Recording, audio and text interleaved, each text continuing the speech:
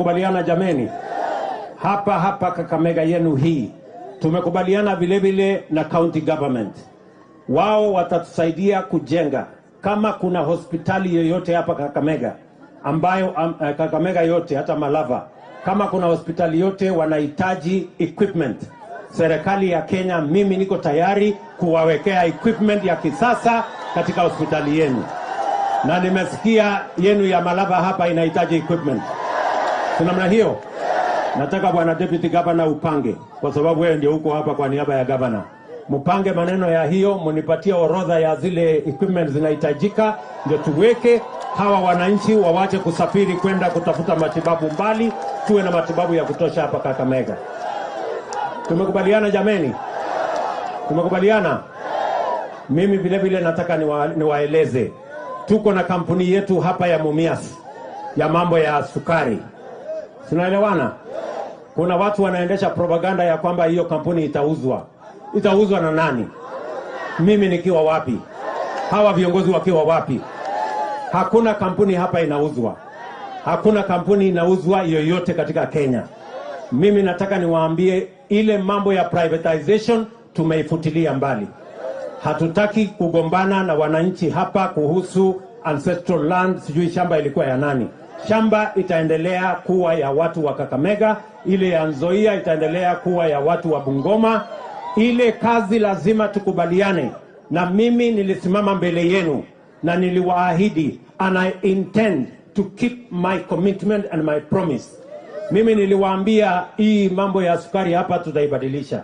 Si ni kweli? Kwanza tumeweka orodha yote ya madeni ya hizi kampuni zetu, na tuko na deni bilioni 60. Na nimesema hiyo bilioni 60 serikali ya Kenya tutachukua na tutaiondoa katika vitabu ya kampuni zetu za sukari. Nyinyi mnanielewa? Madeni yote tutaweka kando. Tutaenda kupambana na sisi kama serikali vile tutangangana na hizo madeni. Hii kampuni kama ni ya Mumias, kama ni ya Nzoia, kama ni ya kule Soni, kama ni ya Chemelil, kama ni ile ingine, yote miwani tutarudisha kwa wenyewe, kwa wananchi. Alafu sasa tutakubaliana na nyinyi vile hizo kampuni zitaendeshwa.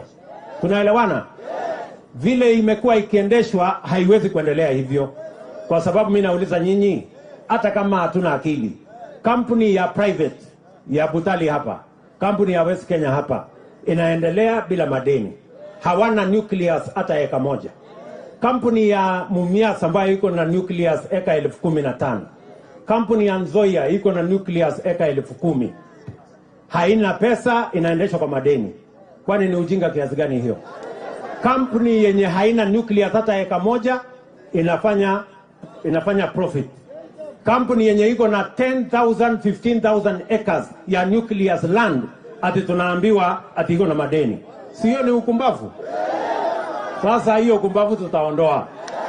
Ndio hiyo kampuni tengeneze pesa, watu wa kulima waweke pesa mfukoni, na pia tuwe na profit ambayo itatusaidia kufanya basari, kujenga mabarabara ya watu wa hapa Kakamega na kule Bungoma.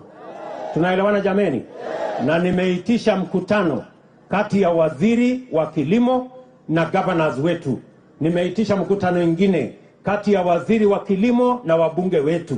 Ndio tukubaliane vile hizi kampuni tutaziendesha kwa njia ambayo italeta manufaa kwa wakulima na vile vile ilete manufaa kwa kilimo ya sukari katika Kenya.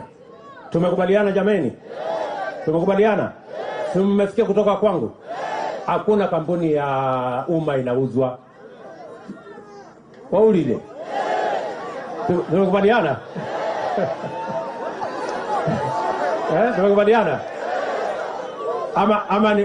Ama nimeshindwa kuelewa lugha? Niko sawa? Unajua kala pole na najifunza. Tumekubaliana? Mambo mengine ambayo tumekubaliana vile vile ni mambo ya housing. Tulikubaliana na nyinyi ya kwamba wakati tunapanga mambo ya maendeleo ya Kenya, lazima tupange vile vijana wetu watapata ajira. Si ni kweli? Hapa Kakamega tumeweka orodha ya the first 3,000 houses na tumekubaliana na wabunge vile tutajenga, na tumekubaliana na county government. Kwa hizo nyumba 3,000 ambazo tunataka kujenga za kwanza,